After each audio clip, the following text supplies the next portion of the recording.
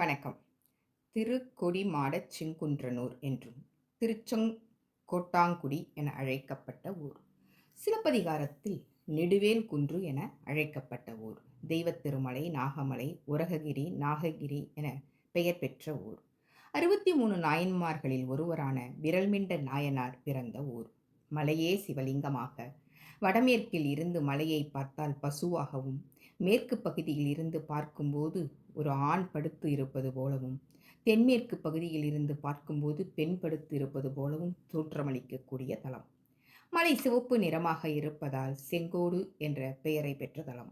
1400 ஆண்டுகளுக்கு முன்பே மரம், செடி, கொடிகள், மாட மாளிகைகள் இருந்ததால் குடிமாடச் செங்குன்றனூர் என்றும், ரிஷிகளின் தேவர்களின் இருப்பிடமாக இருந்ததால் திரு என்ற அடைமொழியுடன் சேர்த்து திருக்கொடிமாடச் செங்குன்றனூர் என அழைக்கப்பட்ட ஊர். தற்போது திருச்செங்கோடு நாமக்கல் மாவட்டத்தில் அமைந்துள்ள நகரம். இந்தியாவின் போர்வெல் தலைநகரம், போர்வெல் ஹப், மூர்த்தி, தலம், தீர்த்தம் சிறப்பு கொண்ட தலம். ஆதிசேஷனுக்கும் வாயு பகவானுக்கும் நீ பலம் வாய்ந்தவனா, உயர்ந்தவனா, நானா என போட்டி வந்தது.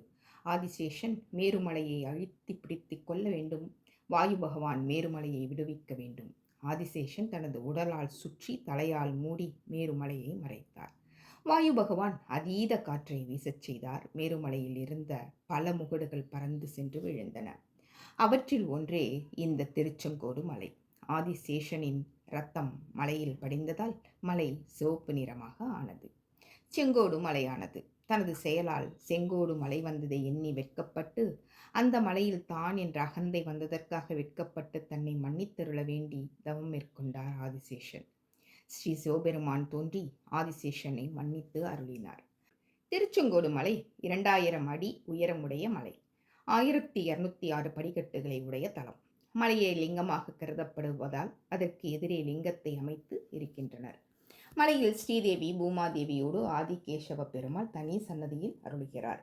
மலையை பௌர்ணமி நாளில் வலம் வந்தால் கைலாயத்தையும் வைகுண்டத்தையும் வலம் வந்த பலன் கிடைக்கும். படிக்கட்டில் ஆதிசேஷ நாகத்தின் சிற்பம் காணப்படுகிறது. 60 அடி நீளமும் 5 தலை ஆதிசேஷனின் புடைப்பில் மஞ்சள் குங்குமம் பால் வார்த்தால் நாகதோஷம் விலகிடுமாம். நாகத்தின் அருகே அமைந்துள்ள 60 படிக்கட்டுகளும் சத்திய படிக்கட்டுகள் ஆகும். அந்த படிகளில் வழக்குகள் தீர்க்கப்படுகின்றது. சத்திய படிக்கட்டுகளில் ஏறி நின்று கொடுக்கல் வாங்கல் பிரச்சனைகள், சொத்து தகராறு போன்ற பிரச்சனைகள் தீர்க்கப்படுகிறது. சத்திய படிகளில் நின்று ஒருவர் சத்தியம் செய்தால் அந்த சத்தியத்தை படிகளில் தீர்க்கப்பட்ட பிரச்சனைகளை உச்ச நீதிமன்றமே ஏற்றுக்கொண்டுள்ளது. குன்றின் உச்சியில் ராயர் கோபுரம் பஞ்சபூதங்களை உணர்த்தும் விதமாக 5 நிலைகளுடன் உள்ளது. 1823ஆம் ஆண்டு சேலம் ஆட்சியர் டேவிஸ் துரை இந்த கோயிலில் உள்ள சிற்பங்களை சரி செய்தாராம். அவரது புடைப்புச் சிற்பம் முக்கூட்டு விநாயகர் கோயில் முன்பு அமைந்துள்ளது. திருஞான சம்பந்தர் பாடிய பாடலில் கல்லாக இருந்த நந்தி உயிர்த்தெழுந்து கடலை தின்றதாம். கடலை தின்ற கல் நந்தி இங்கே சிறப்புடையதாகும். பிருங்கி முனிவர் கைலாயத்தில் சிவபெருமானை மட்டும் சுற்றி வழிபடும் பழக்கத்தை வைத்திருந்தார். இருவரும் சேர்ந்து அமர்ந்து இருந்த நிலையில் வண்டு வடிவம் எடுத்து சிவபெருமானை வணங்கினார். இதனால் கோவப்பட்ட பார்வதி தாயார் அவரது சக்திகளை இழந்து போக சபமிட்டார். சிவபெருமான் தாயாருக்கு தனது இடபாகத்தில் இடம் கொடுத்து, நானும் சக்தியும் ஒன்றுதான், சக்தி இல்லையேல் சிவமில்லை என்றார். சிவபெருமான் 64 வடிவங்களில் 22வது வடிவம் அர்த்தநாரீஸ்வரர் ஆகும். அர்த்தம் என்றால் பாதி, நாரி என்றால் பெண். ஆதலால் அர்த்தநாரீஸ்வரர் ஆனார். ஆண் பாதி பெண் பாதியாக உலகிலேயே இந்த தலத்தில் மட்டுமே அருள்கிறார் ஈசன். அர்த்தநாரீஸ்வரர் மேற்கு பார்த்தவாறு இருக்கிறார். வெள்ளை பாஷணத்தால் ஆன சுயம்பு மூர்த்தி. உளி படாதது விடங்கம், அடியில் சதுரபீடம். திருவடியில் குளிர்ந்த நீர் சுரக்கின்றது.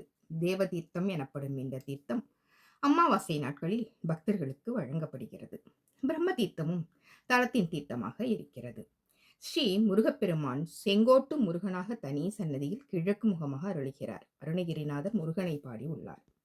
அர்த்தநாரீஸ்வரருக்கு அருகே மரகதலிங்கம் ஒரு பேழையுள் வைத்து பூஜிக்கப்படுகிறது. பிருங்கி மகரிஷி உருவமும் உள்ளது. மரகதலிங்கத்தை பார்வதி தாயார் பூஜித்து கேதார கௌரி விரதம் இருந்து இறைவனின் பாகத்தை பெற்றாராம். இதனால் தாயார் பாகம் பிரியால் ஆனார். நாகேஸ்வரர் தனி சன்னதியில் அருளுகிறார். 5 தலை நாகங்கள் பின்னி பிணைந்தது போன்று நாகேஸ்வரர் அருளுகிறார். ஆதிகேசவ பெருமாள் நம்மாழ்வாரால் மங்களாசாசனம் செய்யப்பட்டது ஆகும். இந்த தலத்தில் இறைவனை வழிபட்டோர் சம்பந்தர், கபிலதேவ நாயனார், பட்டினத்து பிள்ளையார், சேக்கிழார், பார்வதி தாயார், ஆதிசேஷன். திருஞான சம்பந்தர் இந்த தலம் கொங்கு நாட்டு தலங்களுக்கு சென்று திரும்பி இந்த தலம் வந்தபோது அவரோடு அந்த அடியார்களுக்கு நளிர்சுரம் வருத்த அவினைக்கு இவ்வினை என்னும் பதிகம் பாடி தீவினை வந்தம்மை தீண்டப்பெறா திருநீலகண்டம் என ஆணையிட்டு நாட்டில் உள்ள அனைவரின் பிணி தீர்த்தார் என பெரிய புராணத்தில் உள்ளது. குணசீலர் என்ற புலவருக்காக செங்கோட்டு வேலவர் மாடு மேய்க்கும் சிறுவனாக வந்து தன்னை குணசீலரின் கடை மாணாக்கர் என கூறிக்கொண்டாராம். பாண்டி புலவரேறு என்ற முனிவர் அகத்தினால் தம்மை வெல்ல எவருமில்லை என நினைத்து திருச்செங்கோடு வந்தார். மலையடி வாரத்தில் இருந்து சமர முகத் திருச்செங்கோடு சர்ப சைலமெனில் அமரிற்படம் விரித்து ஆடாததென்னே என்று பாடி அதற்கு மேல் அந்த பாடலை முடிக்க முடியாமல் திணறினார். அங்கே மாடு மேய்க்கும் சிறுவனாக வந்த முருகன் அகுது குமரன் திருமால் முருகன் மயில் வாகனம் கொத்துமென்றே என பாட்டினை முடித்து பாடினார். குணசீலரின் கடை மாணாக்கரே, இப்படி புலமையில் சிறந்தவராக இருக்கிறாரே, நாம் இந்த தளத்தில் வெற்றி பெற முடியாது என அகந்தையில் வந்த புலவர் வந்த வழியே திரும்பி போனார். 16ஆம் நூற்றாண்டில் தற்போது காணப்படும் கோயில் திரியம்பக உடையாரால் ஆரம்பிக்கப்பட்டது. மகாமண்டபம் சம்போஜி என்ற சங்கரி துர்கா ஆளுநரால் கட்ட ஆரம்பிக்கப்பட்டு சியாலக்கட்டி முதலியாரால் நிறைவேற்றப்பட்டது. மோரைச் சேர்ந்த ஆத்தப்பன் நல்லதம்பி காங்கேயனால் நிருத மண்டபம் கட்டப்பட்டது. தலத்தின் தலவிருட்சம் எழுப்பை மரம், வன்னி மரம். படிக்கட்டுகளில் ஏறி கோவிலை அடையும் போது 10 மண்டபங்கள் இருக்கிறது. காலத்தி சுவாமிகள் திருமடம், திருமுடியார் மண்டபம், தைலி மண்டபம், செங்குந்த சின்ன முதலியார் மண்டபம், சிங்கத்தூண் மண்டபம், 60ஆம்படி மண்டபம், செட்டி கவுண்டன் மண்டபம், தேவரடியால் மண்டபம், இலைப்பாறு மண்டபம், கோபுரவாசல் மண்டபம் கடந்து கோயிலை அடையலாம். பரகேசிவர்மனான முதலாம் ராஜராஜன், மதுரை கொண்ட முதற் பரகேசிவர்மன், சுந்தரபாண்டிய தேவன், சொக்கப்ப நாயக்கன், சொக்கலிங்க நாயக்கன், மைசூர் கிருஷ்ணராஜ உடையார் கல்வெட்டுக்கள் இந்த தளத்தில் இருக்கிறது. கோயில் காலை 6 மணி முதல் 2 வரையிலும் மற்றும் மாலை 4 மணி முதல் 7 மணி வரையிலும் திறந்திருக்கும். திருச்சியிலிருந்து 130 கிலோமீட்டர், நாமக்கல்லில் இருந்து 37 கிலோமீட்டர், சேலத்திலிருந்து 48 கிலோமீட்டர், ஈரோட்டிலிருந்து 22 கிலோமீட்டர், கரூரில் இருந்து 61 கிலோமீட்டர் தொலைவில் உள்ளது திருச்செங்கோடு ஆலயம். நன்றி. உங்களுக்கு பிடித்திருந்தால் லைக் பண்ணுங்கள், ஷேர் பண்ணுங்கள், கமெண்ட் பண்ணுங்கள், சப்ஸ்கிரைப் பண்ணுங்கள்.